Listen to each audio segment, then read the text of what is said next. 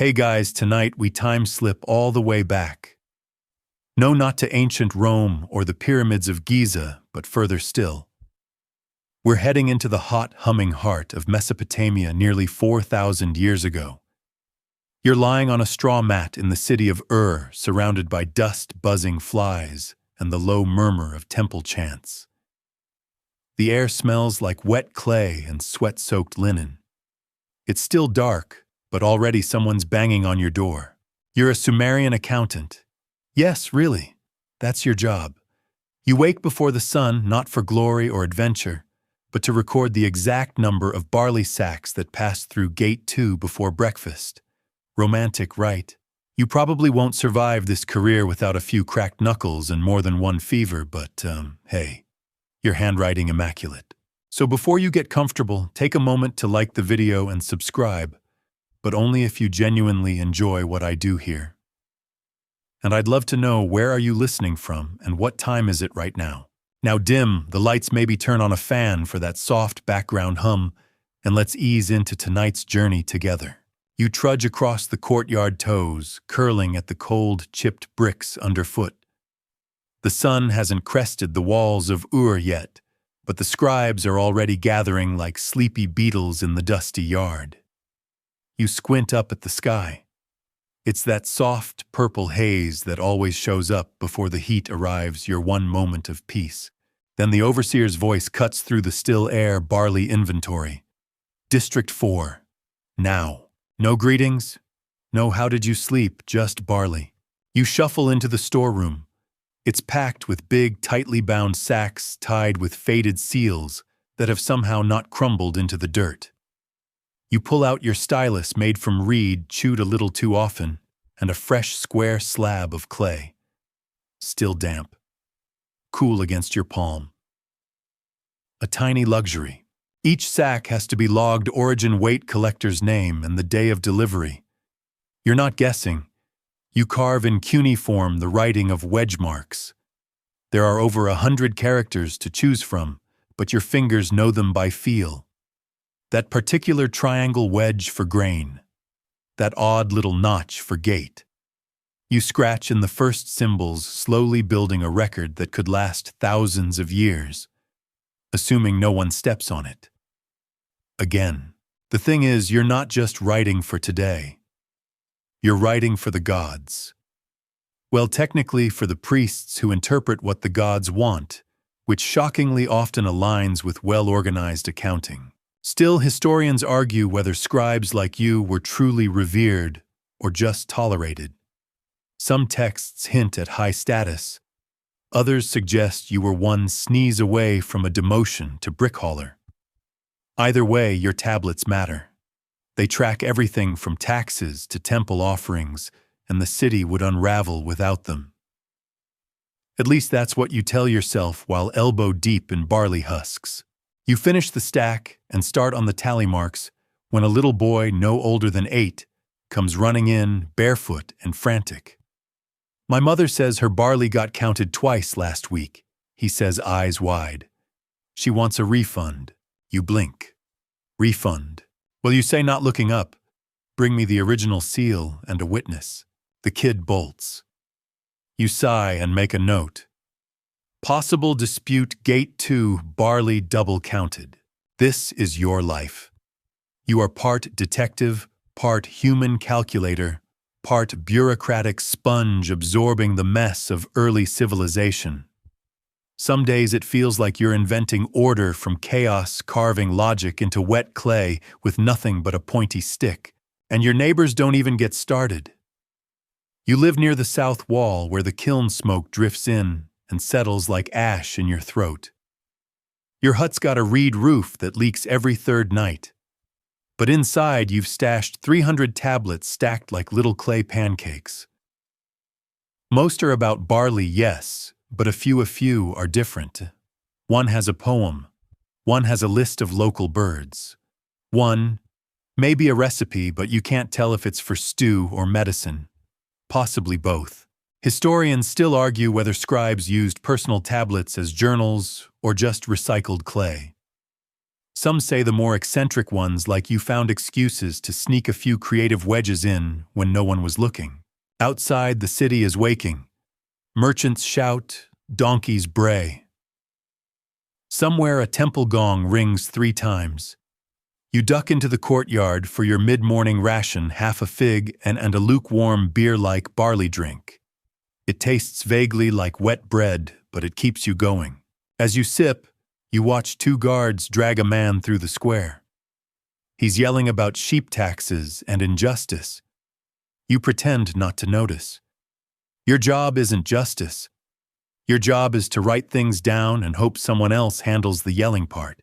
Back at your workspace, the clay is drying fast. You smear a bit of water across the surface with your thumb and keep writing. Outside, the sun climbs. The sweat starts to stick. You scratch in the final entry for the morning signet with your name, Kaluzu, son of Anra Ekur, and press the little cylinder seal that marks your identity. Then carefully you place the tablet on the rack to dry. 1 down, 299 to go. You're halfway through your noonday nap when the shouting starts. It begins with a low murmur like bees arguing, then erupts into full-blown chaos. You bolt upright on your matte brush straw from your tunic and squint into the courtyard.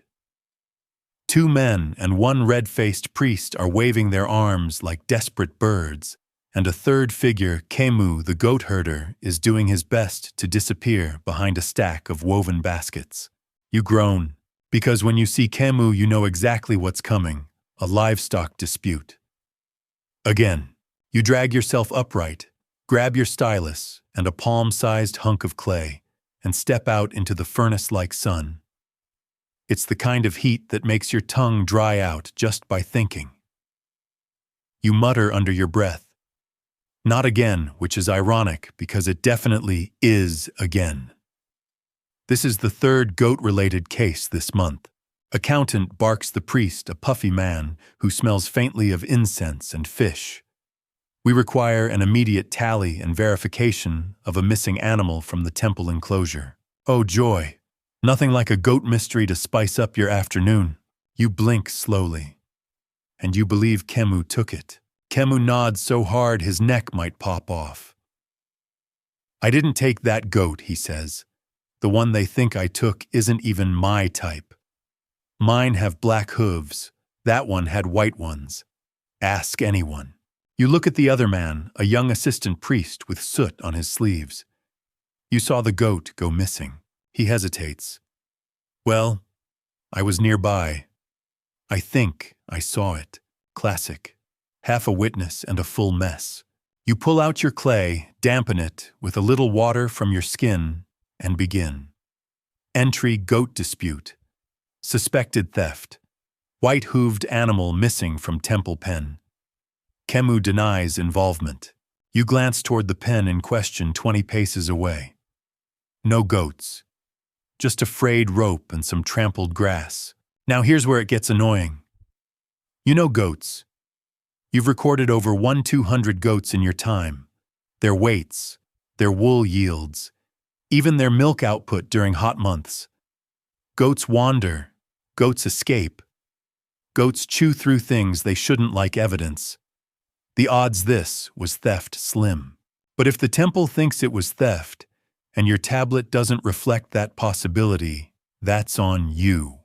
This is the Sumerian version of corporate liability. 1 smudged tablet, 1 poorly phrased entry, and next thing you know, you're cleaning latrines for the city of Nippur. You dig deeper into the situation. The assistant priest swears he closed the pen gate.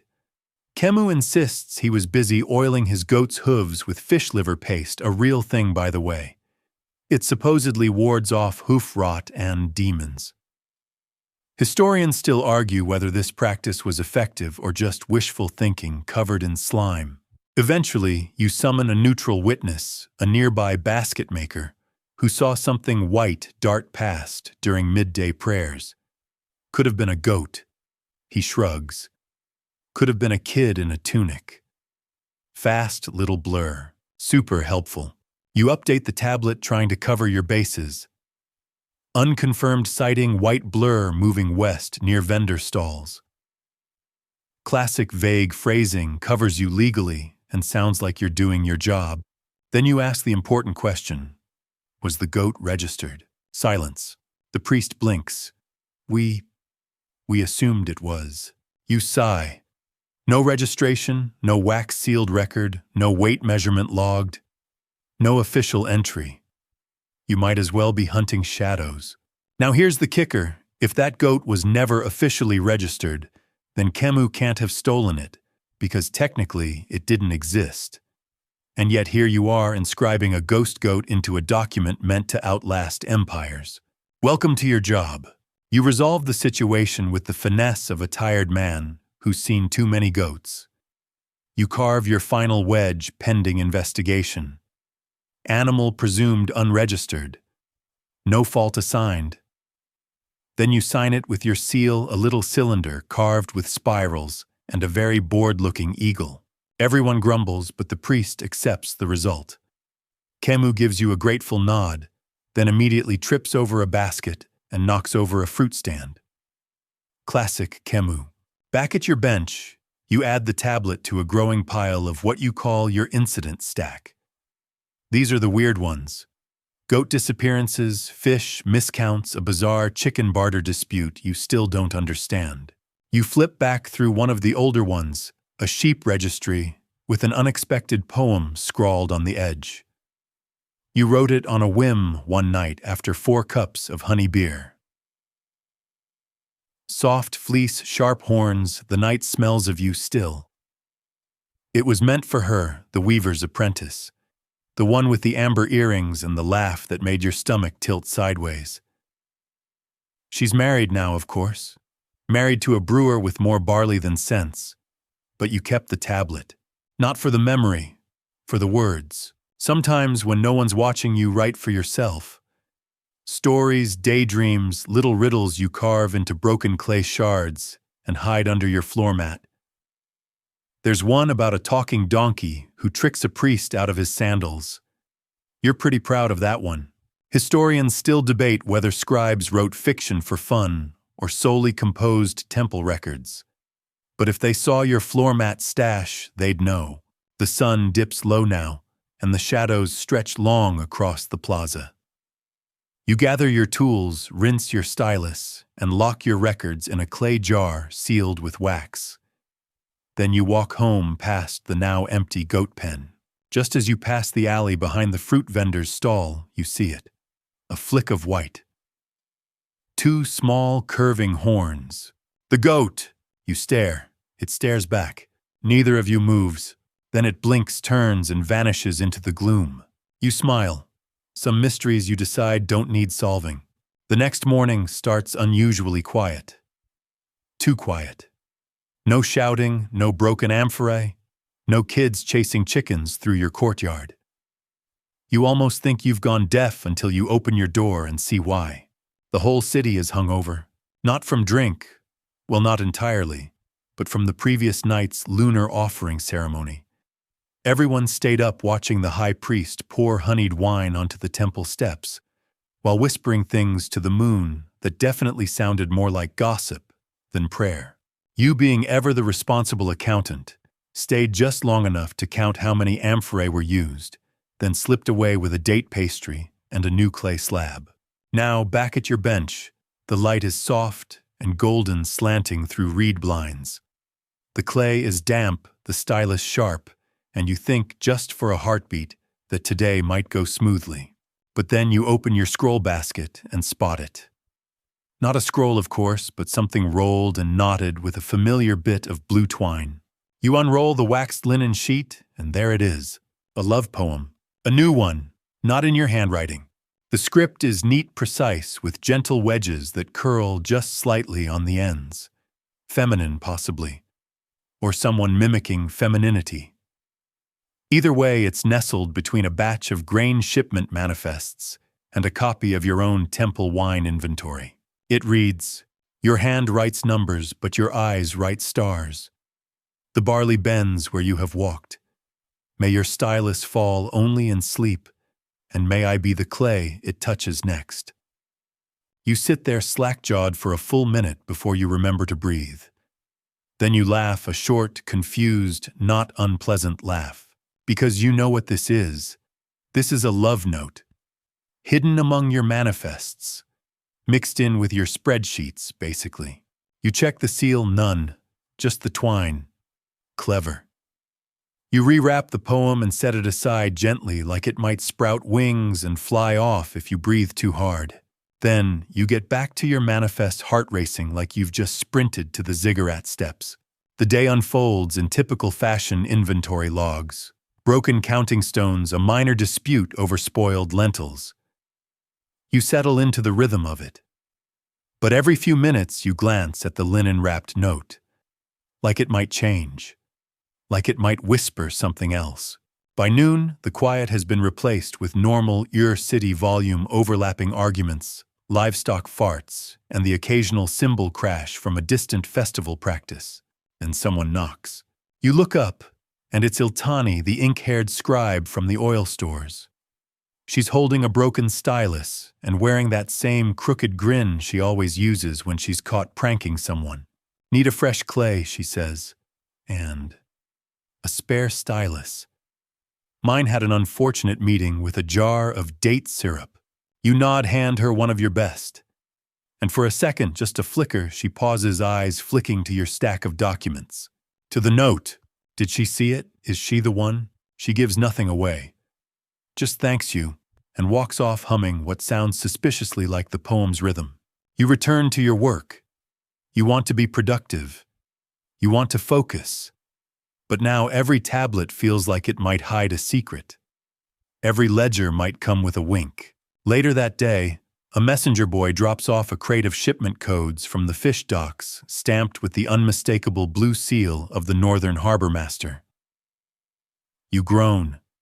These codes are notoriously sloppy. The Harbor Master insists on adding unnecessary lines to his tallies symbols that mean maybe and sort of. Historians still argue whether this was regional tradition or just bureaucratic laziness. Either way, you have to decode it. You flip through the crate sighing with the weary acceptance of a man who knows today's lunch break is not happening. Then lodged between two fish shipment codes, you find another one. A second note. No linen this time, just lightly pressed into the clay margin of a fish manifest, hidden in plain sight. Even in scales and salt, your name smells sweet. I watch from ledgers. You never see me, but I see your stars. This is getting out of hand, or into heart. One of those. You sit back, stylus dangling between your fingers, and ask the obvious question, who's doing this? It has to be someone in the clerical pool. Someone with access to your baskets. Someone bold enough to flirt in wedge script and sneak it between weight codes for dead eels. You could start investigating, cross-check handwriting, look for recurring seal patterns. But a strange thing happens. You don't want to. You like not knowing. You like the mystery. You like the idea that someone somewhere in the middle of this endless bureaucratic grind sees you. Not just your numbers, not just your error-free ledgers, but you, the scribe with aching knuckles and a habit of writing poetry on the backs of shipping manifests. The man who once misspelled temple offering as temple waffle and has never lived it down. You spend the rest of the day working with a faint smile and the soft tension of hope. Like you might find another note. Like the next tablet you open could change everything. By sunset, you've archived 10 manifests, 3 fish orders, and 1 suspiciously optimistic lentil inventory. You lock them in a sealed basket, kiss your stylus for luck, and tuck the poem into your own private collection beneath the bird list and the talking donkey. Outside, the air cools. Stars begin to needle the sky. You sit on your clay bench, let your hands rest, and whisper, I see your stars, too. Your dreams that night are unusually vivid. A temple built entirely from stacked tablets. Goats wearing wigs. You trying to swim through molasses while someone recites barley inventories in a whispery voice that sounds suspiciously like Iltani. You wake up tangled in your reed mat, blinking at the ceiling, heart pounding like a warning drum. Today's already weird, and it gets weirder when your supervisor, Elder Gidru, who normally speaks as little as possible and blinks twice per year, calls you into the upper chamber. That's never good. The chamber's high above the scribe floor, where the walls are cleaner. The floors are paved with fancy baked bricks, and the windows let in enough light to expose every flaw in your tunic. You climb the stairs with the same energy a prisoner gives to his last meal. Inside, Gidru gestures at a massive clay tablet on the table. This, he says without preamble, is from Lagash. Came in sealed with the governor's ring. We've been tasked with cross-checking it against our barley disbursement records. You squint. The tablet is huge, as wide as your torso and thicker than your sandals. It looks like someone tried to compress a whole year of economic drama into one sun-baked brick. You say. 3 days, Gidru grunts. No more. Errors will reflect. Poorly. Which is Sumerian for don't screw this up, or we all get demoted to dung collectors. You nod. Of course. As you lean over the slab, the scent of old oil and ash clings to it. Imported tablets always carry a whiff of travel river mud dock smoke, maybe a hint of goat for flavor. You scan the rows, disbursement codes, priest signatures, grain weights, and the occasional unusual glyph, a Lagash regionalism shaped like a curled reed. Some of these match your records, some don't. And some seem like the product of an accountant who maybe fell asleep mid-entry.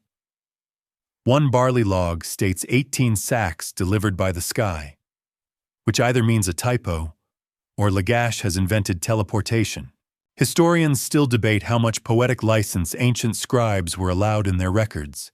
You can confirm at least this much. Some poetic license was definitely abused. You settle into the work.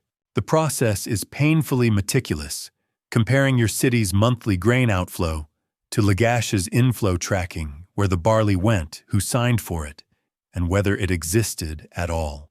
By midday, you've already uncovered 3 duplicates, a phantom shipment, and a truly baffling entry that says 1 unit for the ghost of my uncle. You copy it down just in case. As the light shifts across your workspace, you remember something your old mentor once said, while slapping your wrist for carving a number backward. Clay doesn't lie, but scribes sure do. Which is funny because it's true. You've caught dozens of clever cheats in your time. People trying to bend the grain tallies in their favor. Adding half sacks to temple donations, claiming livestock that vanished months ago, hiding expenses in made-up categories like miscellaneous ceremonial garlands. You once caught a priest who invented an entire festival just to justify a shipment of fine beer. It's for the gods, he claimed. They get thirsty. You had to log it, of course.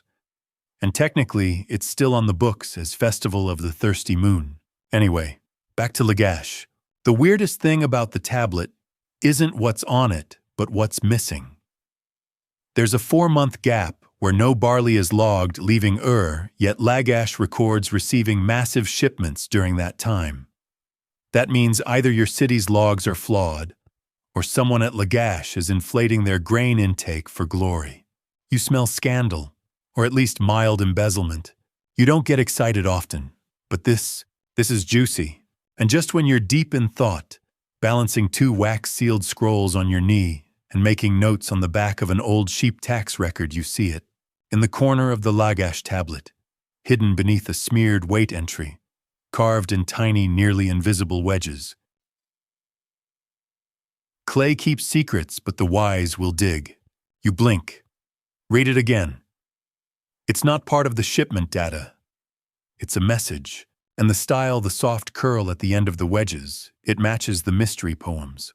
Someone has access to this tablet, too. You lean closer. Did they plant the tablet?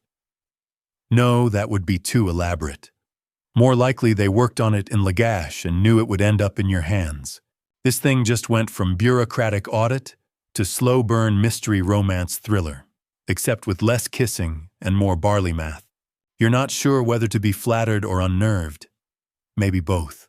By the end of the day, you've compiled a full cross-sheet of inconsistencies, 2 unverified ghost shipments, and 1 stylized barley doodle that kind of looks like a pig if you squint. You bring your findings to Gidru. He grunts again. Good. Burn copies to archive. Keep one sealed. Translation: you did well, but if this turns out to be politically sensitive, he'll deny you ever existed. Back at your desk, you stare at the Lagash tablet. You brush your fingers over the hidden message again. Then, for the first time in years, you carve something impulsive into the margin of your own manifest. Just one word. Waihan. You roll the clay, gently seal it with your cylinder, and file it in your personal basket. You don't know if they'll ever see it, but part of you thinks they will, because someone out there is watching your ledgers like they're love letters. And maybe they are. You arrive at the scribal courtyard early the next morning, too early for anyone sane to be awake, unless they're a baker or cursed by chronic professional anxiety. The dew hasn't even dried on the palm fronds. A couple of sleepy goats are blocking the entry steps. You step over them like a man used to detouring around livestock on his way to work. Because you are. Your fingers still ache from last night's audit. You dreamed of barley numbers again. This time they were floating in water like little boats bobbing up and down, whispering poetry in wedge script. And somewhere in the dream, the whisper became a real voice. Soft, female, familiar maybe. You can't remember now. You set up your bench. Clay damp and ready. Stylus worn at the edges, but faithful. Your stomach rumbles should have eaten more than 1 date cake last night, but your brain was full of ghosts, grain, and mystery flirting. You don't have to wait long before the first interruption. It's Iltani again. She appears with 2 tablets, both half-dried, smudged beyond legibility, held between her fingers like they might explode if touched too hard. Look, she says. With her usual cheerful sarcasm, the temple boy dropped these near the granary. One's supposed to be a lamb census, the other's a complaint from a sandal vendor. I'll let you figure out which is which. You smirk, take them, and nod. She lingers. Her eyes flick over your shoulder to your private tablet basket. You feel your heart twitch just slightly. She doesn't say anything, just whistles a few notes from some old hymn and walks away. You try to focus, really. But your eyes keep drifting to your personal manifest from yesterday, the one with your carved question, why? And your fingers twitch. Just once. You give in. You unseal the manifest. And somehow impossibly, there's a response. A fresh line etched in the same careful hand just below yours. Because even scribes need to be seen. You stare at it for a long time. You don't smile this time. You just sit in stunned silence, listening to the slow tick of dripping water from a cracked spout. Then someone sneezes behind you, and the world crashes back in. You spend the next few hours trying to do actual work. Today's Project Temple donations. That's right, tallying all the fancy gifts the temple receives from the city's wealthier families. Livestock, jars of oil, bags of lentils, handmade combs, even a live monkey once you don't want to talk about that day. This task is dangerous because the line between donation and bribe is thinner than a frog's eyelash. It's common knowledge that scribes sometimes massage the numbers, make things look generous when they're not, or hide offerings that really shouldn't have been offered, like that time someone donated an entire barrel of date beer labeled for the goddess, and you found it 2 days later under the supervisor's bench, half drained. Historians still argue whether temple gifts were purely spiritual or a form of social currency. In your experience, it's both. Always both. You sort through 25 entries, cross-reference 10, red flag 3, and discover that someone's been sneaking extra olive oil into the temple lists, claiming it's from the same donor every month. Except it isn't. The seals are different, the handwriting is off, and the quantities wildly inconsistent. You know a forgery when you see one. And here's the twist: the forger has talent. Not enough to fool you, of course, but enough to make you slow down, analyze, trace the patterns. And that's when it hits you. The handwriting matches the poem writer. Not exactly, but close. You can see the same stylized wedges, the same flicked tails like a dancer curtsying after every line. Could it be the same person, or someone close to them? You pull out the forged entries and set them aside. You don't report them, not yet, because now it's a trail, a thread, and you're tugging at it. At lunch, you break routine. Instead of eating your lentil loaf under the awning like usual, you wander. The city is alive today, bustling, sticky, with heat full of distant flute music and street vendors yelling about sour figs and amulets to ward off scorpion dreams. You pass the scribes' quarters, the oil counters, the copper waiters. You circle the courtyard twice. You're not sure what you're looking for until you see her, a younger scribe hunched at a side bench carving quietly into a half-dried tablet. You've seen her before: short hair, long fingers, ink-smudged sleeves. Not Iltani. Someone else. She glances up. You don't speak, you just nod. She nods back. And there it is. A flicker of something. Recognition, maybe. Later that day, as you reorganize your tablet shelves, you find something tucked into the fold of your matting. Not a note. Not a poem. Just a tiny, perfectly carved clay flower. Stylized. Like something a child would press into wet earth with their thumb. But it's beautiful. Simple. You turn it over. No markings. No signature. Just the quiet weight of something intentionally left behind. You store it in your sealed drawer. Right next to the love poems.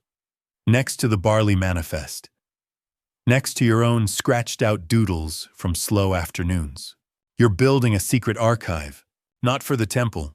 Not for the scribes. But for you. And maybe for them. You return to your work. The donations are still wrong. The ledgers are still heavy. The politics still stink like ox dung in summer. But now everything feels alive because someone is watching, and they see more than just numbers. You're starting to get reckless. It begins with something small, filing a barley tally in the wrong month on purpose just to see if anyone notices. They don't. Then you swap the order of 2 names in the shekel records only slightly. Again, nothing. You're not sabotaging the temple economy. You're testing the system, poking gently at its ribs to see if it breathes, because now you know someone else is watching, and you're desperate to see how far they'll follow. Sumer may be a land of temples and tax scrolls, but beneath all that mud and order, it's also a land of secrets.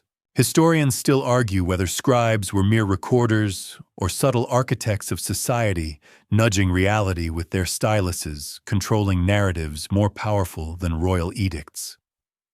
You used to think that theory was nonsense. Now you're not so sure.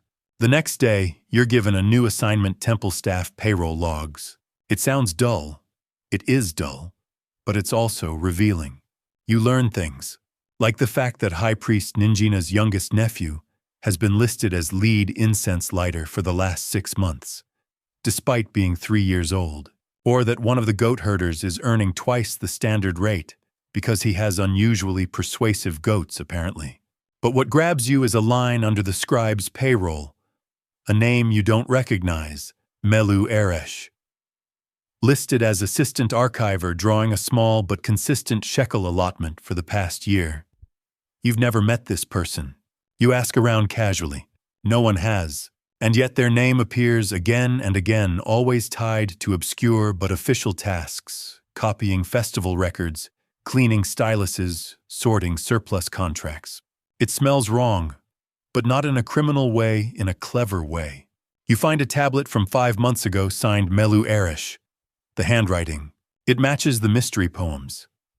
Not exactly, but close enough. You try not to gasp. You know the name is fake. There is no Melu Eresh.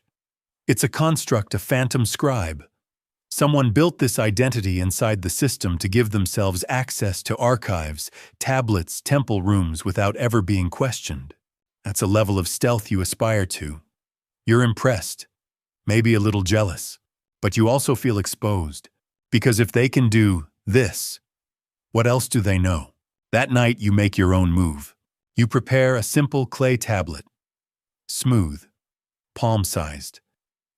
You write just a few lines, your first poem since you were a teenager, and still believed you might one day write epics instead of oil invoices. You press your seal into the corner. Then you walk quietly, carefully, to the oldest shelf in the scribal hall. The one nobody uses anymore. The one with a cracked tile and a leak that smells faintly of moss. You place the tablet under a broken storage jar, hidden but reachable, and you wait. 3 days pass. Nothing. You try not to check every hour, but on the 4th day, the jar is slightly shifted, and beneath it your tablet is gone. In its place, a new one. Same size, same seal as before. Not yours, theirs. You sit down right there on the floor, ignoring the damp brick and the hovering scent of overcooked lentils from the kitchen fire. You read it slowly. It's a story, a simple one. A young scribe who carves the wrong date on a royal letter and accidentally launches a war between 2 fishing villages. But it's written like a dream, funny, sharp, a little sad. And in the last line, to err is divine, to hide it is tradition. You laugh. Out loud. Someone from the courtyard glares at you. You don't care. You tuck the tablet into your robe and carry it like it's made of silver.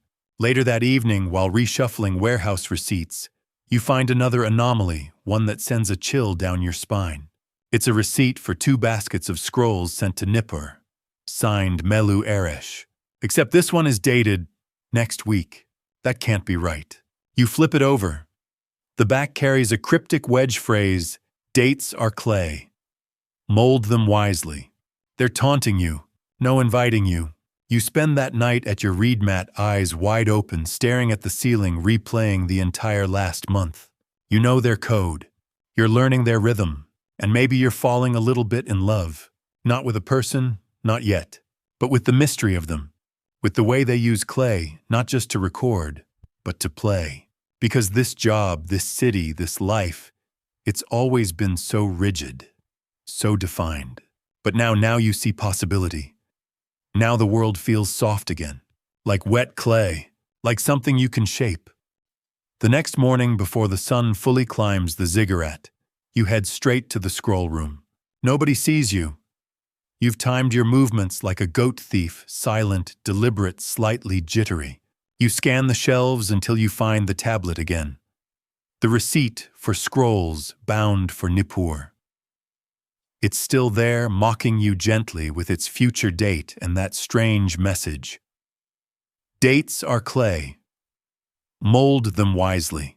You touch the edge of the tablet with your stylus, not to alter it, just to feel the weight of the wedge marks, the density of the clay, like you're trying to read not just the surface, but the mood beneath it. Is this a warning, a challenge, or a flirtation made of bureaucratic nonsense? Hard to say. You check the temple transport ledger. No scrolls are scheduled for Nippur.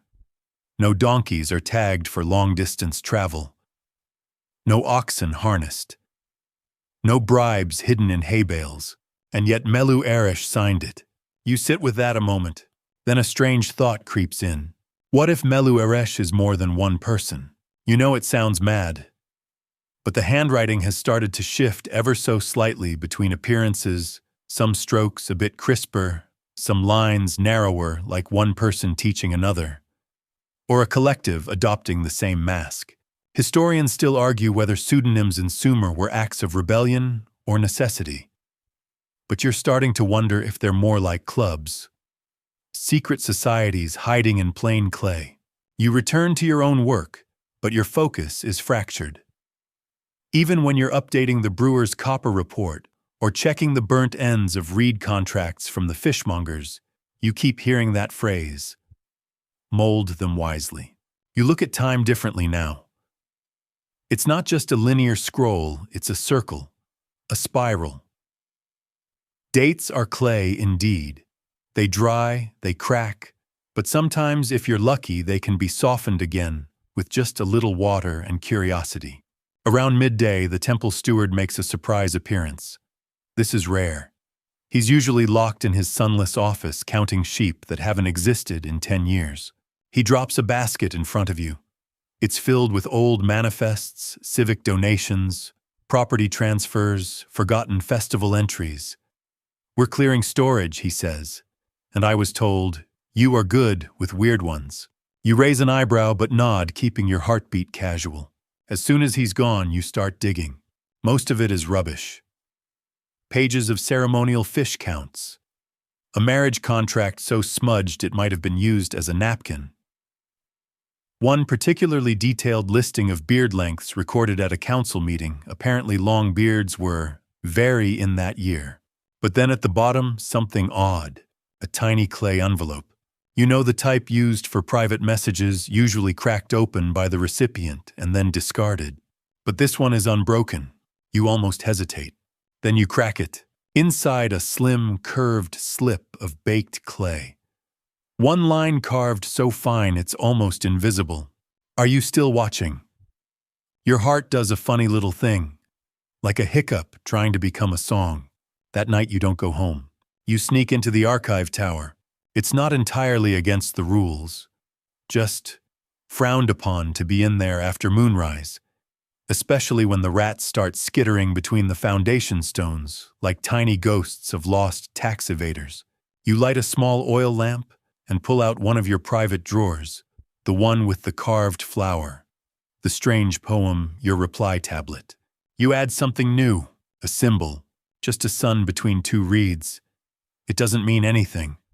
Not officially, but to you it means, "I'm here. I see you." You carve it, fire it, and place it again beneath the cracked jar in the forgotten corner. Then you wait. 2 days, 3, nothing. And then on the 4th day, someone bumps your elbow during morning roll call. Lightly, a quick nudge. You turn to look. It's the young scribe from before. Short hair, ink-stained hands. She walks away without a word. That afternoon, you find a new tablet under the jar. It has your symbol carved back to you, but now it's slightly altered. The sun is rising, the reeds are parted. A wedge at the bottom spells yes. This is no longer a game. It's a conversation. You exchange 6 more tablets over the next 10 days. No names, no questions, just poems, stories, little riddles, jokes about temple life like the one where a priest accidentally blesses a basket of frogs and spends 3 weeks denying the population explosion in the sacred pool. You learn their style. They're clever, sharp, fond of wordplay. One line they wrote still buzzes in your head. "We scribes are dreamers who learn to disguise our ink as dust." That's it, isn't it? Everyone else sees you as a tool, a calculator, a glorified clerk. But not them. They see you as a dreamer in disguise. And you don't want the dream to end, so you write your boldest reply yet. You don't sign it. You don't even leave it under the jar. You place it right on the public records table. Middle of the day, in the open. A story of 2 scribes who send messages across a city using only stray goat reports and lentil shipment manifests. They never speak aloud, but eventually they recognize each other not by face, but by the shape of their laughter on the page. You leave it there. You don't stay to watch, but that night when you return to your mat, there's something tucked beneath it. A folded strip of cloth. Inside, a seal, a real one, stamped with the sigil of Melu Eresh, and beneath it a tiny scrap of clay, too fragile to have survived transit unless placed there with exquisite care. It says, "Tomorrow, East Gate, 2nd bell. Come alone." You sleep terribly, but your heart dreams full and soft. You wake before dawn. There's a chill in the room, the kind that seems to settle behind your ribs instead of on your skin. Your fingers twitch with anticipation, like they're already writing a tablet you haven't lived yet. You don't eat. You barely even wash. You just throw on your robe, tuck the Melu Eresh seal into your belt sash, and step out into the lavender light of early morning. The streets of Ur are half awake. The baker's fires are already breathing their first smoky sighs, and a priest is shouting softly at a goat who has climbed the temple stairs. You nod to him like that's a perfectly normal thing to happen before breakfast. It is. You move fast, but try not to look like you're moving fast. East Gate, second bell. You arrive 10 heartbeats before the chime, and then there she is, the same scribe who bumped your elbow days ago. Short hair, calm posture. She's leaning against the clay wall like she's been there forever, like this meeting wasn't etched into her dreams too. She looks up, says nothing. You nod, also nothing. The second bell rings. Birds scatter from a rooftop. And finally she smiles. It's a small thing. Not a grin, not an invitation, just an acknowledgement. You step closer. Is it you? You ask, already knowing the answer. She tilts her head. Define you. You nearly laugh. She walks, and you follow, weaving through alleys until you're standing behind the brewery storehouse out of sight. You half expect to be ambushed by temple guards or pelted with grain fines. Instead, she takes out a thin wax tablet. It's been written over and scraped clean so many times it's soft to the touch like an old sandal. You ever wish we wrote on something that didn't crack? She murmurs. Constantly you say, paper would be nice. She nods. Or mist. Just a breath of thought. You stare at her. I don't know your name, you say. I don't know yours. Good. She laughs quietly. Her name, she tells you later, is Tupshaya. It means scribe in the old tongue. Probably not real, but at this point names feel like a courtesy, not a necessity. Tupshaya explains how the Melu Eresh identity began. A prank, originally. A joke between her and a fellow apprentice years ago using a fake name to sign off on an exaggerated fish delivery. It got filed. No one questioned it. So they pushed further. Fake receipts, invented roles, hidden messages in festival listings. Eventually, her partner got reassigned to Marie. But she kept it going. Melu Eresh became a tool, a mask, a way to say what she couldn't say as herself. And lately, she'd started to wonder if anyone would ever see it. Or care, until you. You listen quiet and warm. Because this is the first real thing that's happened to you since that time you dropped a shrine tablet on your foot. So she says you in what? In us. You blink, and she explains. There's a group. Not large, not formal. But there. Scribes, mostly. Some temple functionaries. A few guards with literary leanings. They communicate through tablet tricks and scribal flourishes. They call themselves, depending on the moon phase, the archive beneath or the clay unwritten. They exist to protect truth, or at least to keep stories from dying. Historians still argue, she says, whether Sumer had anything like a press or underground pamphlets, but we have stories. And some of us keep them alive. You're stunned and a little in love. Not with her necessarily, though. Sure, there's something in the curve of her smirk that makes your chest echo, but with this. With the idea that clay, the most mundane part of your world, can also be a doorway. A rebellion. A love letter no one else is allowed to open. She takes out another tablet, smooth and dark. Your turn, she says. For what? Your first official message. As one of us. You hesitate. Then you write. It's a tiny poem. 4 lines. About a barley scribe who dreams of turning numbers into starlight. It's not your best, but it's yours. She reads it, nods. You're in, and just like that, you belong. Over the next few weeks, your world changes. The temple is the same. The walls, the dull chanting, the smell of warmed fish stew and burned oil lamps. But now you walk through it with eyes open. You start noticing things. The strange way some tablets are filed with wedge marks turned upside down. The little symbols scratched into storage crates. The errors in market records that double as secret messages. You're taught the cipher, a simple shift of marks' positions' meanings. Not hard to learn, but hard to notice if you don't know what to look for. You and Tupshaya don't meet often in person, but you exchange messages constantly.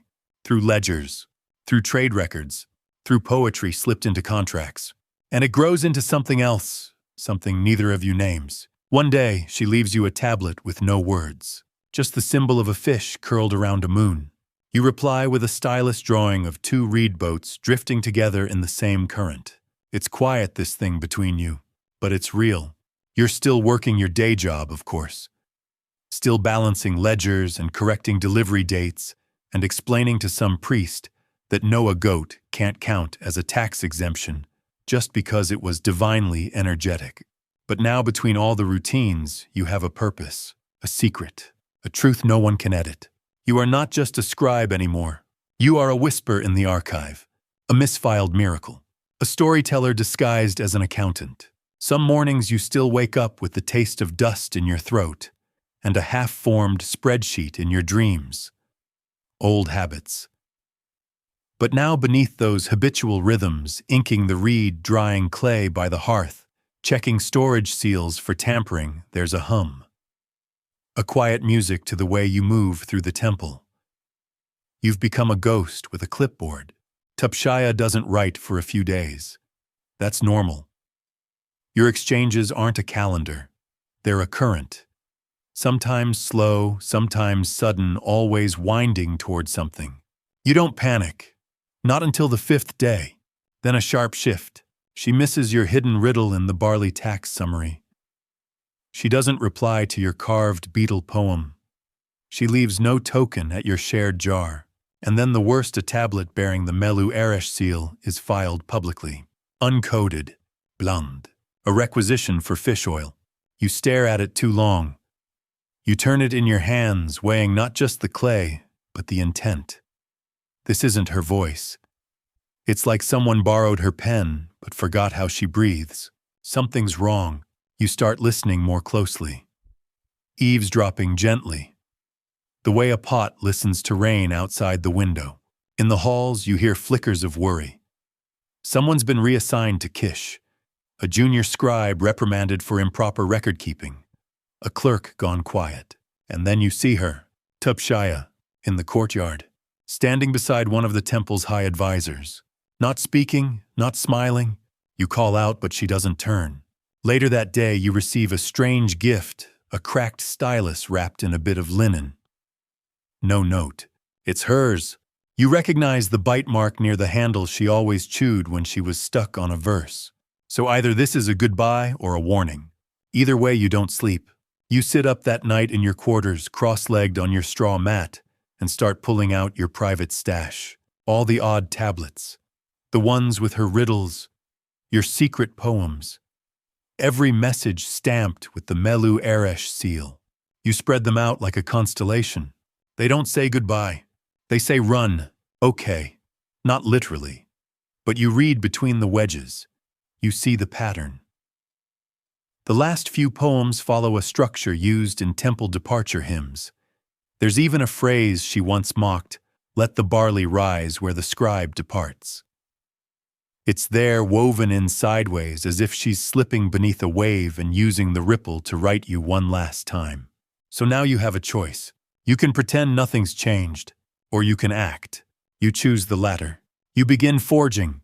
Not currency, not contracts. Maps, whispers. You start creating fake requisitions, ones that suggest Tupshaya has been reassigned voluntarily. You bury them in clerical noise. You invent a cousin who needed her care in another city. You make sure records point away from any sense of scandal. It's dangerous, of course. Historians still argue whether Sumerian archives were tightly controlled or simply chaotic enough to mask small rebellions.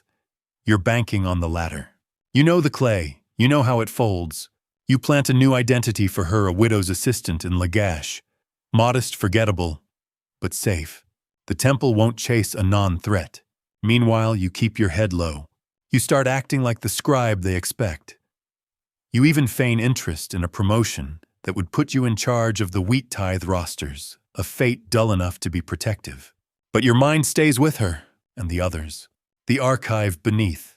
You try to find them. To whisper back through the channels she showed you. But there's silence. And then one day a ripple. A tablet slipped inside a shipment ledger. Tiny. Almost missable. Not her writing, but close. It says only, "We are still here." You exhale so deeply it almost knocks over your ink pot. That night you write again. Not a riddle, not a code. Just a story about a goat who walked through 3 cities carrying a message on its horns no one ever read, because everyone was too busy arguing over whether it was a legal goat. You file it under livestock migration patterns. Then you wait. 3 days later, a new tablet appears in your personal drawer. The goat is back. Now it's learned to sing. You laugh aloud, just once, enough for a passing priest to glance in. You wave him off with a mutter about barley ratios. But inside you're glowing. It's not just Tupshaya, there are others.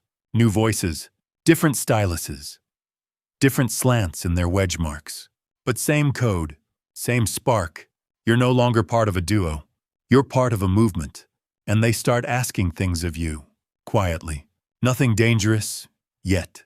Can you intercept a priest's grain requisition to hide a riddle? Can you alter the temple calendar so that the festival of sacred onions happens on the full moon instead of the quarter? You do both. The onion thing becomes surprisingly popular. You learn which officials to avoid, who's secretly a reader of coded myths, who once confessed while drunk that they believe the gods have scribes of their own recording our deeds on divine clay somewhere above the stars. You start carving at night, on old potsherds, on the backs of broken tablets. A full record, not just of you, of all of it. The archive beneath, the rise of Melu Eresh, the whisper network. You hide it deep inside a jar beneath your sleeping mat, buried under a pile of dull tax returns. You name it, the dream ledger. You don't know who will read it. Maybe no one. Maybe someone in another age rubbing the dust from the letters and wondering who you were. But you write anyway, because that's what you are now. Not just a scribe, a keeper, a quiet fire under the ash. The thing about secrets is they get heavier when shared. But not in the way you'd expect. Not like sandbags tied to your ankles. More like a weighted blanket on a cold night they press, but they comfort. You walk differently now, shoulders slightly squared, not because you're bold, but because you're not alone. Still, the danger hasn't vanished. It never does. You're on your lunch break, when a temple courier rushes by panting like he's just argued with a tax inspector. He trips on his own sandals and drops a bundle of tablets. One shatters. You help him gather the pieces, and there on a corner shard, you spot it, the Melu Eresh seal. Stamped carelessly. Visible. Too visible. This is bad. Because someone is trying too hard to speak now. Or worse, someone is impersonating the signal, using it without the rhythm, the rules. You look at the courier, a boy barely sprouted past beard fuzz. He's still apologizing to a priest whose tablet broke in the shuffle. No idea what he was carrying. You palm the shard. Pocket it. Back at your station, you examine the seal. It's imperfect. Pressed at the wrong angle. Not Tupshaya's pressure. Not yours. An imitation, either a trap or a desperate call. You start writing furiously. You reach out through every subtle channel, start shipment codes, beer delivery records, even the temple's flower inventory, which oddly includes a line for emergency hyacinths, a phrase you immediately decide to steal for a future poem. You warn the others, be cautious. The signal's compromised. Days pass, then the replies come in. You're not the only one who noticed. Someone else, the new barley scribe, the one with the lazy wrist, tried to send a story using the Melu Eresh stamp, but botched the cipher. The result, a poem about fish taxes that when decoded accidentally reads like a royal insult. Oops! One of the inner circle scribes, someone you've never met, leaves a tablet under a broken bench in the record chamber. It reads, "The river can flood, but not all fish drown," which is comforting if a little cryptic. Still, it's clear the archive beneath is adapting, evolving. You suggest a new protocol, a rotating seal, a glyph that changes with each new moon disguised in trade data. That way, if someone tries to mimic Melu Eresh without knowing the shift, it'll stand out like a chicken in a wine jug, which incidentally was a real prank once pulled by a group of Nipper priests. You make a mental note, include that anecdote in the dream ledger. Historians still argue whether such underground networks had structured leadership or simply emerged like fungus thriving in damp corners of empire. You're starting to believe in the fungus theory. No one's quite in charge, and yet somehow it grows. You become a mentor without trying. One day, the shy weaver's apprentice, Enlil's cousin's daughter or something, complicated like that, slides you a lump of clay in the shape of a rat. Inside, a sliver of coded verse. A haiku, basically. But Sumerian, it's about freedom. You nearly tear up. You show her how to disguise her marks better, how to angle the stylus so the wedges don't look suspicious. She listens like a sponge, which is ironic since sponges haven't been invented yet. But you digress. You keep writing, not just your work tablets or your secret ledger, but poems, myths, lies that sound like truth and truths wrapped in jokes. You write about a star who loved a well, about a frog who wrote the first contract, about a god who got bored and started baking people just to see which ones would rise. Some of your stories are picked up and repeated aloud by temple guards. You hear one of them joking that if he gets demoted again, he'll go be a goat like in that clay story. And you beam with pride. They don't know it's you. That's the point. You've become invisible and infinite. But then something shifts.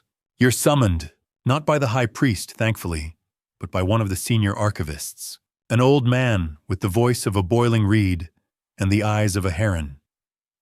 He has a limp and a habit of chewing sesame seeds during meetings, which is wildly distracting when you're trying to lie convincingly. He waves a tablet. Yours. From weeks ago. The fish poem. He asks you to explain it. You blink slowly. Which part? He gestures vaguely. The tail. It's too clever. You shrug. Must have been the fish's idea. He doesn't laugh, but he doesn't accuse you either. He taps the tablet once. Be careful what you write. Some ink doesn't dry. You nod respectfully. Then file that warning away, next to emergency hyacinths. But now the tension returns. You start triple-checking everything. Even your real accounting work. Your sleep is patchier. Dreams start mixing with your memory. You see yourself writing on the moon, and the tablet crumbles into sand that forms a new poem on the floor. You wake up with clay smudged on your cheek. One night, someone knocks on your door. Not a metaphor, a literal knock. You freeze. It's a child, holding a reed scroll, rare, expensive, and not Sumerian. A gift from the West. You unroll it, a note written in Akkadian, but the same cipher. You grin, because you recognize the flourish on the final letter. Tupshaya, she's alive. She's not just alive, she's writing from far away. Her message is short, just a line. The story breathes. You tuck the scroll under your mat next to the dream ledger. Your heart pounds. Your hands are trembling. But your breath is steady, because that's all you needed. Proof, hope, clay endures, even when it cracks. By now, your world is layered. Like the loam under a barley field surface, work up top counting rations, noting lambs with defective legs, archiving receipts for fish liver tinctures, and secret roots tangled beneath pulsing with stories. You function in both. Walk the temple halls by day, nod politely at junior scribes. Eat your lentils, complain about papyrus shortages, joke about priestly flatulence, still never not funny. But when the sun dips and the lamps are lit, you begin again. You are a ghost in ink, a whisper on fired clay. And then someone starts whispering back, from somewhere you didn't expect. Urn. At first it's a joke. A tiny clay shard tucked inside a trade manifest from Ur's Central Scribal Guild. It bears a ridiculously smug face scratched into its surface eyebrows like dolphins. Below it, a single phrase. Even goats can write. You snort aloud at your desk. Nearly choke on your date wine. Because yes, that was one of your lines smuggled into a tale 3 moons ago. You thought it went unnoticed. Apparently not. More shards come. Some in Akkadian. Some in Old Sumerian. One carved on a sliver of black stone instead of clay wrapped in sheep's wool for protection.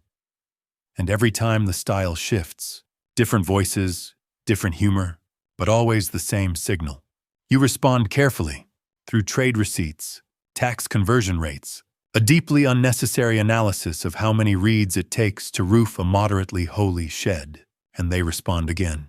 Soon you're part of something larger than you imagined. This isn't just your temple anymore. It's not even just Nippur. The archive beneath has roots stretching across city-states Lagash Umma, even whispers from Mari. It's not a revolution. It's a network, tiny and quiet and slow, like water carving rock. But what's growing now is dangerous in the most delicious way. You're not just hiding ideas. You're helping them travel. You draft a story, simple, charming, about a girl who swaps places with a statue and ends up convincing the temple gods to try weaving. You make it just cheeky enough to feel subversive but safe enough to pass as a morality tale. You tuck it into a shipment headed toward Sippar. Weeks later, a caravan returns. The stories come back to you, translated, embellished. The girl now rides a donkey made of song and teaches the gods how to brew beer. You feel giddy, like you've just eaten honey straight from the comb. Historians still debate whether this kind of intellectual cross-pollination was possible without formal printing or mass literacy. But here you are.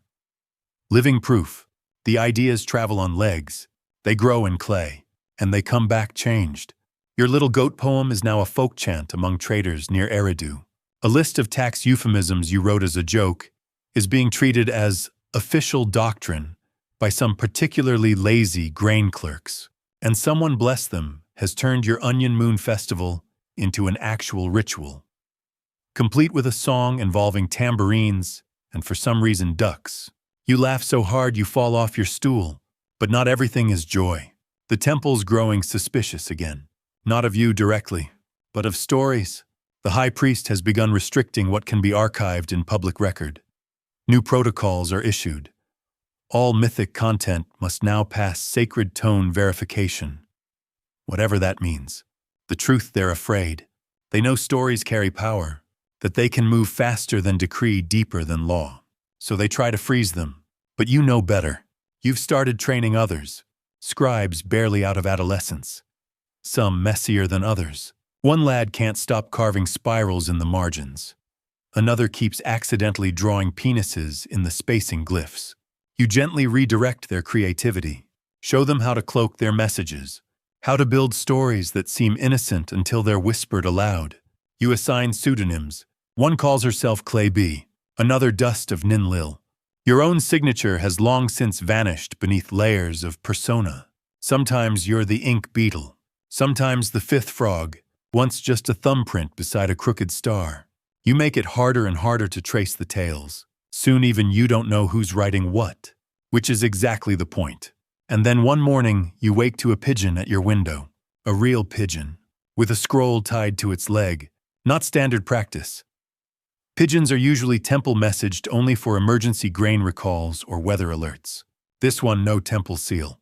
The scroll is delicate, smells faintly of cinnamon. You open it, just a few lines, ornate, almost lyrical. The pot has cracked, but the water flows still. Underneath a star drawn in wax. It's the same star Tupshaya once scribbled in your margin years ago. She's alive, still writing, still watching, and she knows what you've done. That night you write her back. Not directly, too risky. You carve your response into a set of trade weights for a merchant headed west. You disguise each letter in the weight's proportion. When held to moonlight, the shadows spell. We kept the fire. You doubt she'll see it soon, but you know she will. And so you keep going. You start smuggling full myths. Now not just through Sumer, but toward the hills, toward Elam, toward the sea, the goat with the message on its horns. He's now a folk hero in at least 3 regions, and no one knows he was yours. You're not proud exactly. Pride is what priests feel when they get to rename a festival after themselves. You feel something quieter. Satisfaction, maybe. Like planting a tree whose fruit you'll never taste, but still wanting the fruit to grow. The archive beneath is real now. Bigger than you, not just hidden under temple floors or behind burned seals. It lives in mouths, in songs, in jokes told between scribes when the lamps flicker low. You feel it whenever you hold a stylus, like a hum, like static in the clay. This isn't the end, it's the middle of something, the middle of everything. You always thought legacy was something priests worried about. Marble statues, carved dedications, lavish funerary hymns sung by boys too young to hit the right notes. But your idea of legacy, it's squishier, more like warm clay under your fingernails. You're sitting in the shadow of the temple courtyard, shaping a fresh tablet. It's a hot day, flies, buzzing air, sticky, and you can't help but wonder if this very story, will ever be read. Or buried, or tossed into the river by a bored apprentice who mistakes it for waste. You smile anyway, because writing it is enough. Today's entry is risky. Not bold, not loud, no, those are easier to explain. But soft things, gentle critiques disguised as lullabies, those are harder to defend. You're reworking an old Sumerian myth, the one where Enki creates humanity from clay and forgets to tell them what they're for. In your version, the people discover purpose only after arguing with the gods about taxes. It's subtle, but dangerous. That's your specialty now. Historians still argue whether ancient satire even existed in Sumerian literature. If only they could see your desk drawer. This new piece goes into the dream ledger. You've kept it for years. Pages thick with stories no one is supposed to read, yet somehow you know someone will. One day, you add a title to the top in soft strokes, The Laughing Clay. It's a quiet rebellion, and your hands tremble a little as you finish, because something's changed. Not out there, not in the palace, but here, inside. You feel older. Not just in the knees, which, by the way, crack like brittle pottery now, but in the way you look at time. A day used to be a task. 15 barley rations, 7 goat exchanges, 3 temple receipts for moon incense. Check, check, check. Now, a day feels more like an invitation or a bet. How many ideas can you slip past the guards today? And lately people are slipping you things back. A potter's wife sends you a broken shard wrapped in linen. On it, just 2 words. Keep whispering. A young boy barely tall enough to hold a stylus draws you a picture of a goat with wings. You ask why. He says because goats can dream too. You ruffle his hair. Add winged goat to your ever-growing list of mythic symbols. And then comes the fire. No warning. Just thick smoke curling through the archive at dawn, followed by shouting bells, the unmistakable hiss of pots cracking in heat.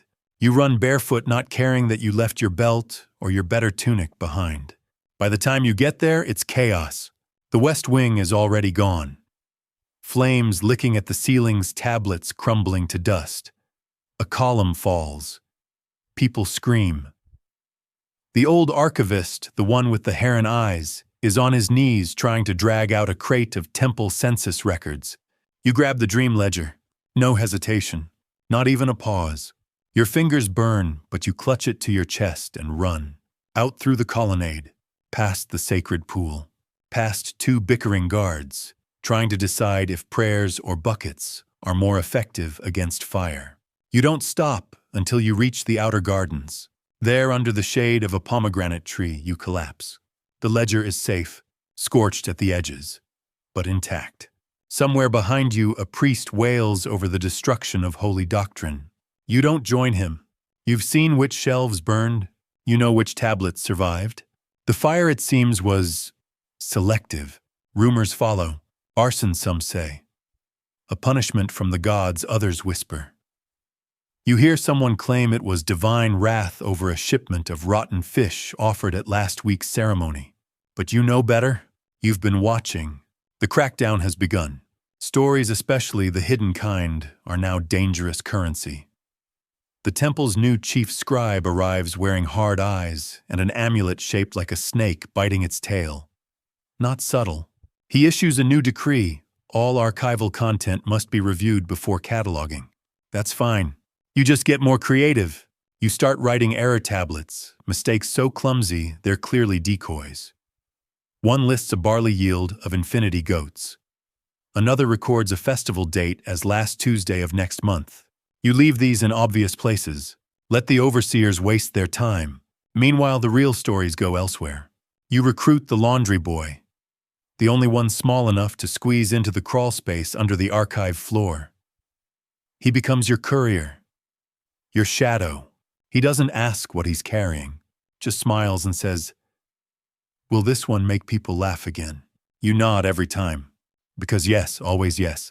The archive beneath has become something more now. It's not just stories. It's therapy, resistance, laughter therapy, and resistance all wrapped into mud and symbol. You help others find their voices too. A timid basket weaver writes a prayer to a goddess no one worships anymore, and it's so moving you cry. A temple cook sneaks you a chant about garlic being divine. You add a footnote, confirmed. Even the old archivist, after recovering from the fire, starts drawing birds in the margins of his census tablets. No one says a thing, but you notice, and you nod. The stories are working.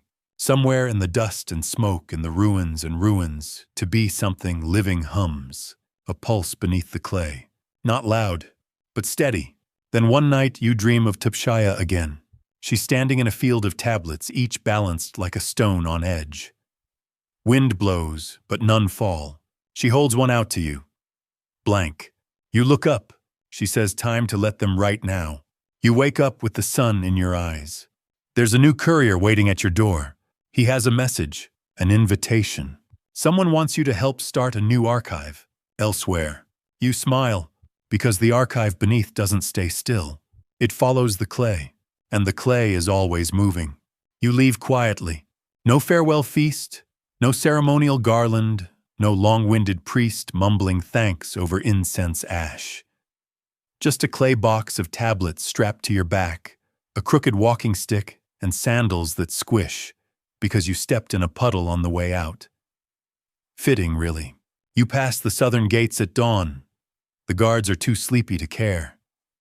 One waves you off with a lazy grunt as if you're just another caravan scribe relocating to track sheep somewhere drier. You let him think it. Beyond the city walls, the air smells different. More open. Less gods per square cubit. The fields stretch wide gold and green and humming with bugs. You walk into them like you're stepping off the edge of a map. The road bends south toward Lagash, or maybe Umma. The message wasn't specific, just we're building something. We need your kind of scribe.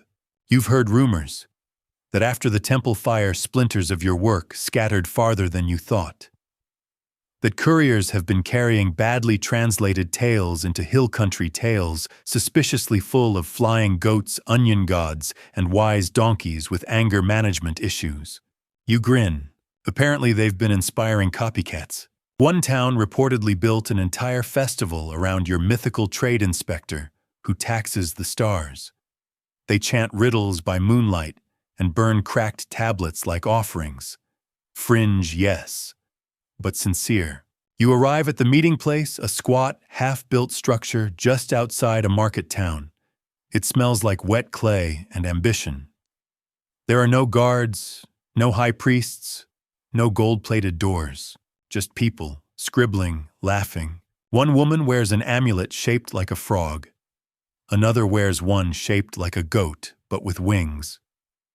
They see you and their faces shift, not with reverence, but recognition, as if they already know you. And they do, sort of, because your stories got here first. Inside the building is filled with shelves not stacked with temple decrees or royal tax edicts, but with, well, everything else. Fables, satire, diary fragments, scribbles by children. Someone's deeply questionable romantic ode to a barley loaf. There's no hierarchy, no script checking, just clay and community. You sit, you unpack, and for the first time in a long time, you don't have to hide. Someone hands you a fresh tablet, smooth, sun-warmed.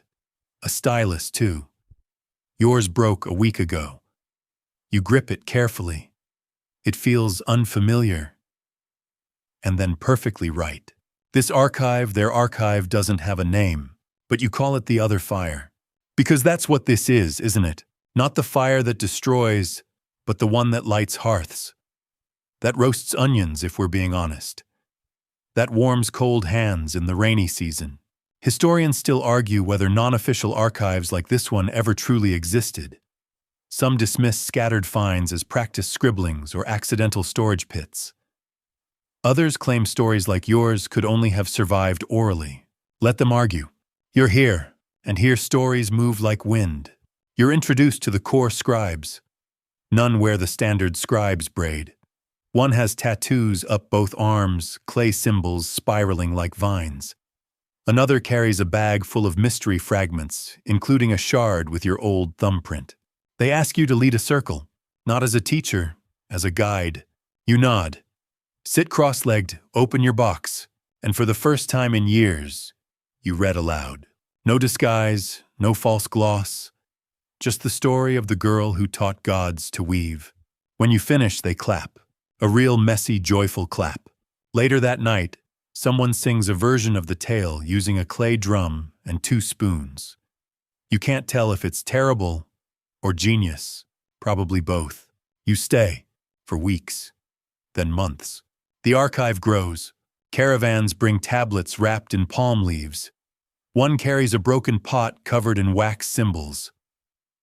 The whole thing is a poem written in code only decipherable by melting the wax in firelight. Someone's been studying your methods. You help them develop a symbol system to mark tone so future readers know if a tablet is satire, sacred, tragic, or just extremely sarcastic. The symbol for sarcasm ends up being a stylized goat eyebrow. Of course. A new courier arrives one morning. Quiet girl, hair like tangled rope. She gives you a sealed lump of clay. No markings. You heat it gently.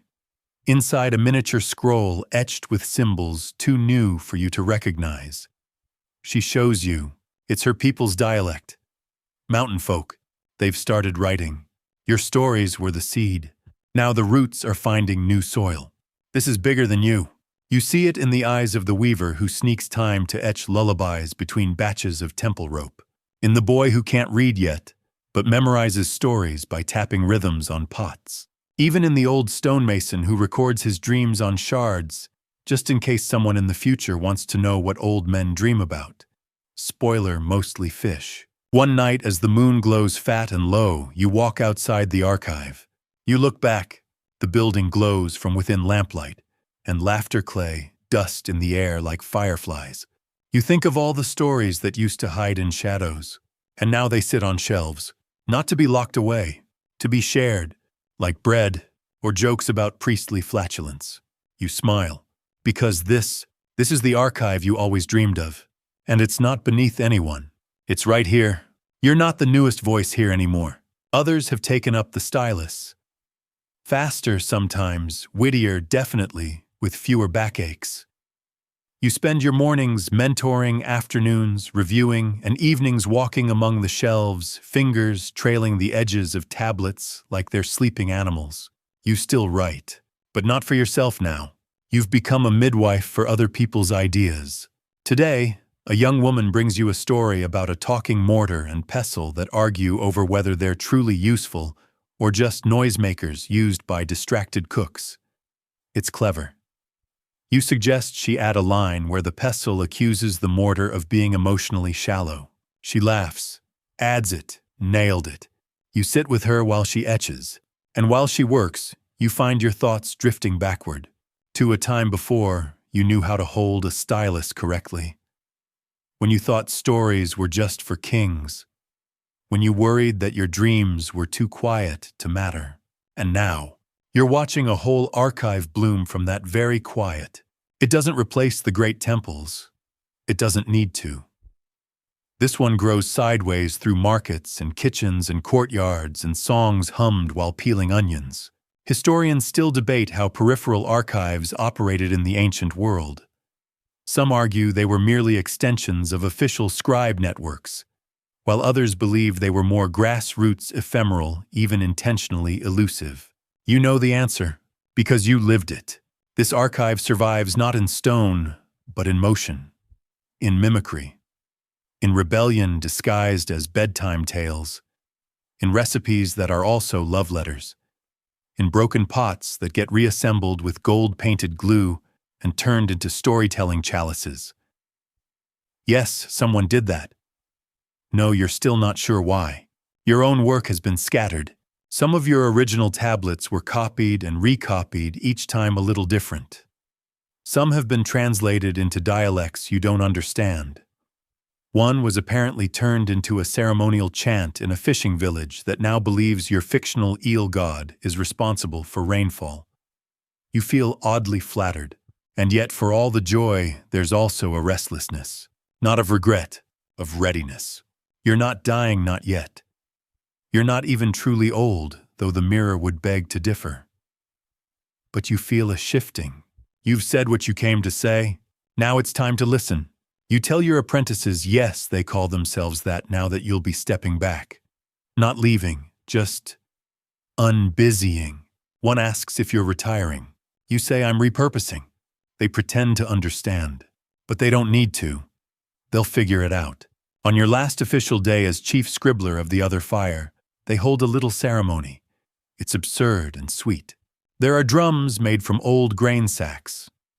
Someone gifts you a tablet shaped like a fish on which is written only the phrase, "Don't take yourself so seriously."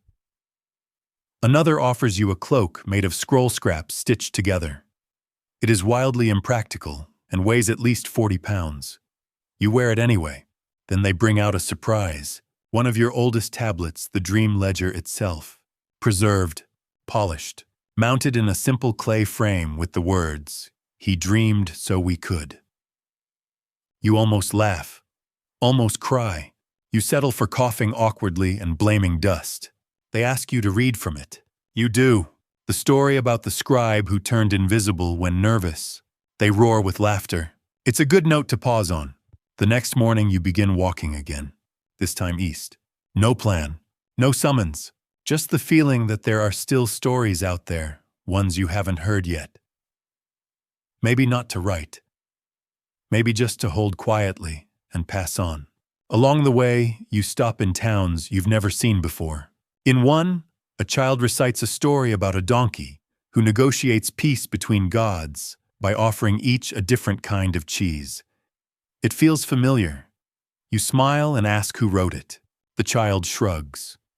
It's always been around. That right there is everything. In another village, an old woman sings a lullaby about clay hands shaping stars. You ask where she learned it. She squints at you and says, "Same place everyone does from the goats." You don't question it. You just listen. Eventually you reach the sea. The salt hits your nose before the waves hit your eyes. You stand on the edge of the world toes, curling into wet sand, watching as boats bob like carved toys on the foam. You wonder if stories can float, if they can sail, if someday a sailor might find a shard washed ashore, some scrap of your work, and ask who wrote this, only to hear nobody. Everyone. The sky turns pink. A breeze lifts the hem of your tunic. You take one last stylus out of your pack, and you write on the sand, "We were here. We laughed." That was enough.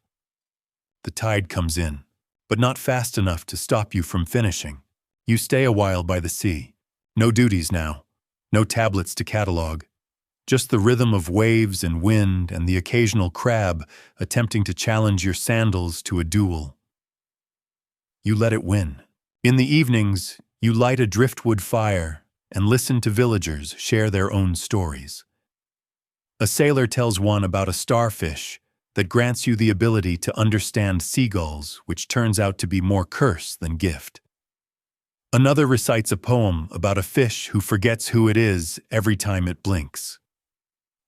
You laugh not because it's ridiculous, but because it's true in some strange emotional way. Here your past life feels like a dream told third hand. You're the quiet one who likes stories, and that's more than enough. And one day, unexpected as all good things are, A young boy drags you to a marketplace stall. He's holding a tablet. You freeze. It's one of yours. Not a copy. The real thing. Your handprint is still visible in the corner, crooked pinky and all. How it got here is a mystery. The seller shrugs and says it came in a shipment of kitchenware. Too wordy to be a spoon rest, she says. Might as well sell it. You trade a roasted fish for it, sit beneath a palm tree, and read it again. It's older than you remembered. Sloppier. The story of the worm who climbs the ziggurat to ask the god of rain why he never waters the dirt near the latrines. Still hits, though. That night, you rewrite it. Not on clay. On sand. Just for you.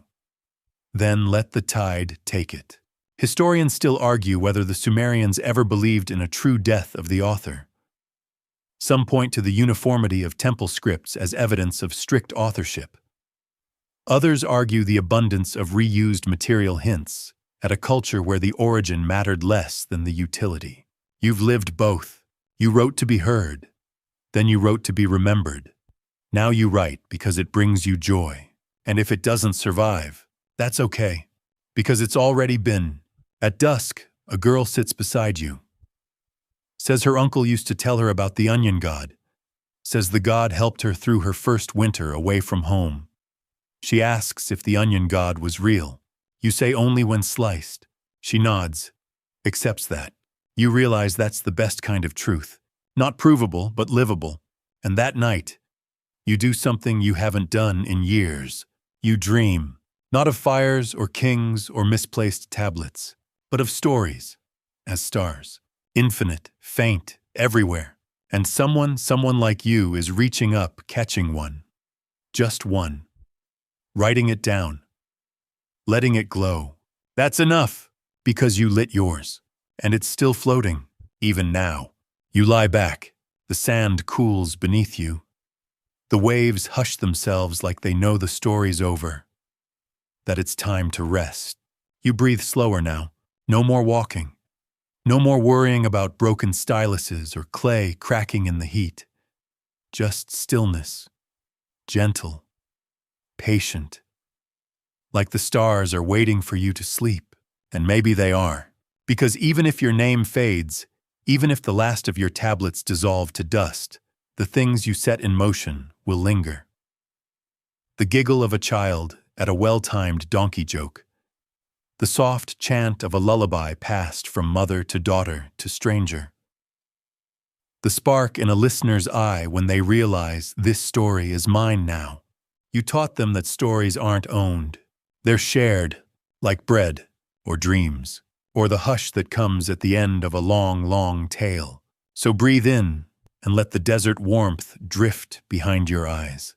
Breathe out and let the sea pull your thoughts into something softer. Nothing else needs to happen now. You've done enough. You've been enough. You are enough. Sleep, storyteller.